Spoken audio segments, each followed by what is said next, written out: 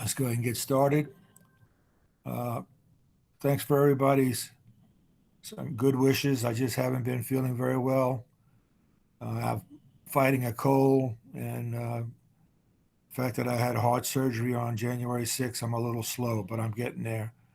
So thanks, people who sent me good wishes. Okay, so we're going to go over tissues today. Okay, so we're talking about tissue organization. So there are four basic types of tissues: uh, epithelial, connective, muscular, and neural. Okay, we got more people popping in.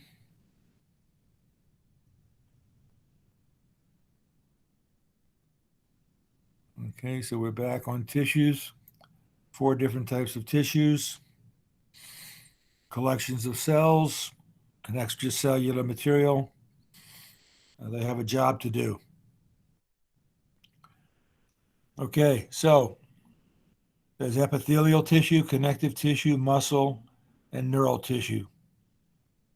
Epithelial tissue covers outer surfaces, lines, internal surfaces, and so on. So make sure you read through those uh, characteristics of the four types of tissues. Epithelium is avascular, doesn't have any blood supply. So epithelial tissue makes up glands. So epithelial tissue is closely packed. Apical cells are exposed in the gut, for instance, to the opening of the gut or the lumen.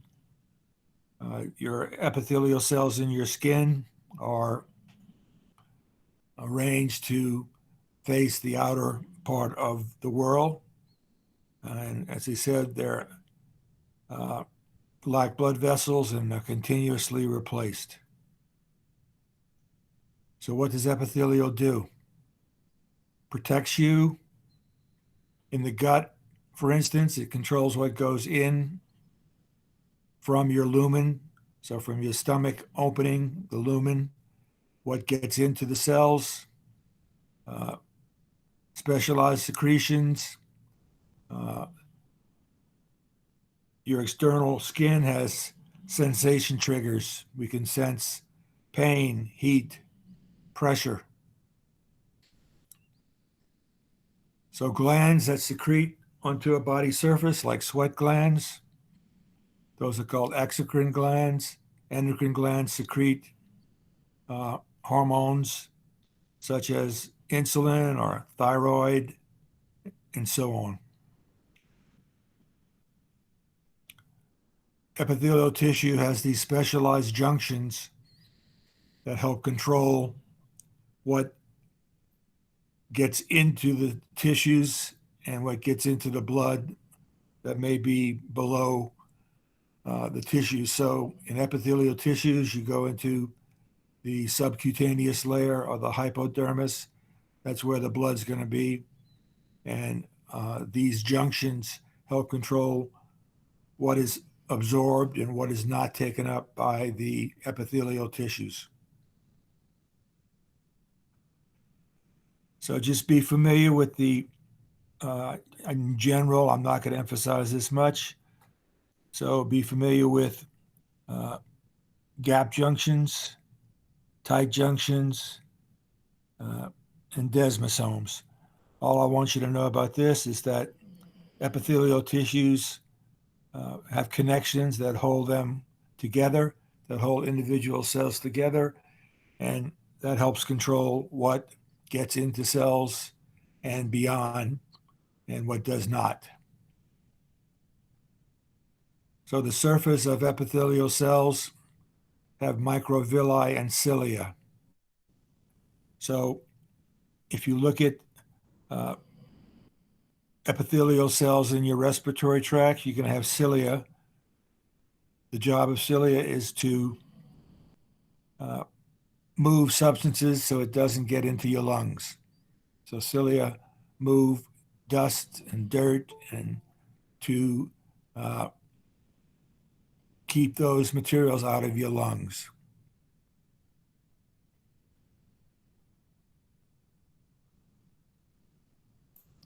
Okay, microvilli are much smaller extensions, and their job is to increase the ability of these epithelial cells to help them have a large surface area for absorbing substances that are supposed to be moved through the cell and beyond. The basement membrane, all I want you to know about that is that if we go back here, the basement membrane is the part of the tissue that on which the epithelial cells touch and are arranged to touch.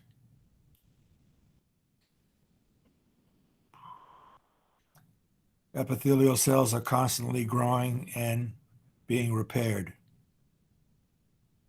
They grow from the base. So how do we classify epithelial tissue? By the number of layers and the cell shape. Simple as one cell thick, stratified, multiple cells thick. There's three types of cells: flat, cuboidal, and columnar. Cuboidal, cubic; columnar, like a tall column. So simple epithelium, simple squamous, simple cuboidal, simple columnar, stratified squamous, stratified cuboidal, stratified columnar.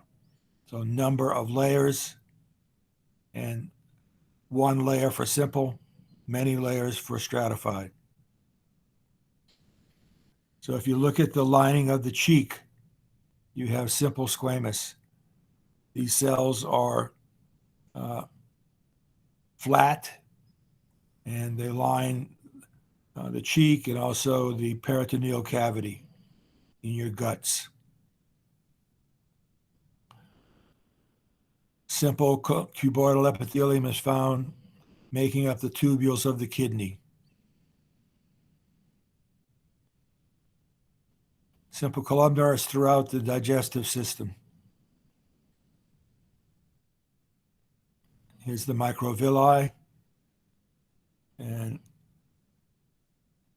the columnar cells have oval extended nuclei, and again, simple columnar lines the gut from stomach to anus.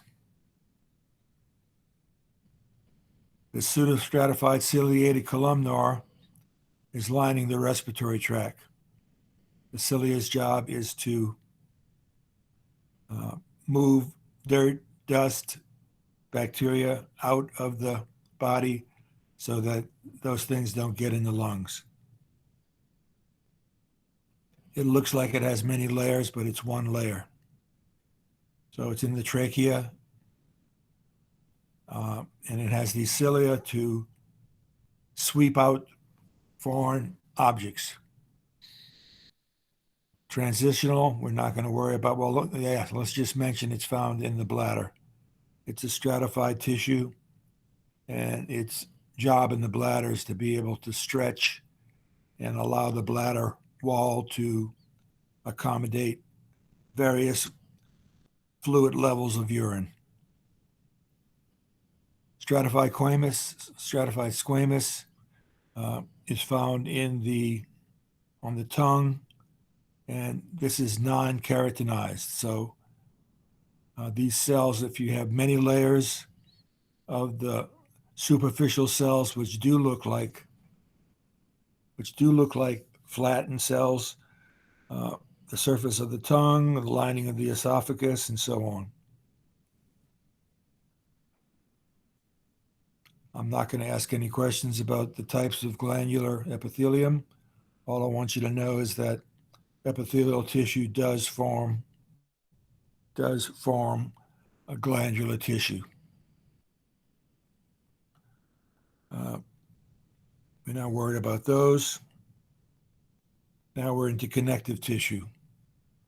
Connective tissue has specialized cells and a matrix of protein fibers and ground substance. So what the connective tissues do: structure, move fluids and solutes, protect, fat storage, microorganism defense, and connected to one another to form a structural barrier. So connective tissues are connective tissue proper. Some have a fluid ground substance, and their job is to support.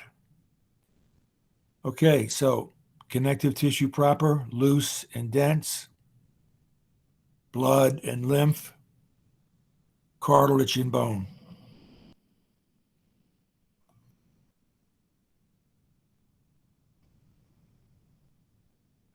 Okay, loose connective tissue will have collagen fibers, elastic fibers, blood vessels. So fibroblast cells, which are the cells that produce the ground substance, and the fibers. So this is loose connective tissue. It's found just underneath your epidermis on your skin, is one of the main places it's found. So you should be able to recognize this tissue, and there are samples on WebAssign. Okay, so loose connective tissue, we just talked about that, beneath the dermis of the skin. Adipose tissue is fat tissue, and dense connective tissue is found in the dermis, tendons, and ligaments. So here's a picture of loose connective tissue. It has these collagen fibers and the elastic fibers. Adipose tissue are just fat cells full of fat. Be able to recognize that. Dense connective tissues are found in tendons. It's called dense because the collagen fibers are packed right next to one another. Blood is a connective tissue. Blood contains red blood cells, white blood cells, platelets, plasma, and lymphocytes are in the lymphatic fluid.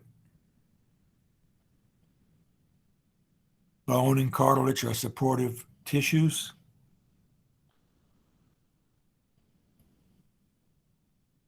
Chondrocytes make the gel of cartilage.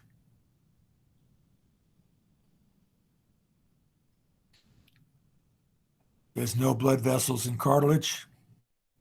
We're going to look at three types of cartilage: hyaline, elastic, and fibro. And let's stop there. Go back because I want under 15 minutes. So we'll shut this down a minute. Stop recording. Stop recording.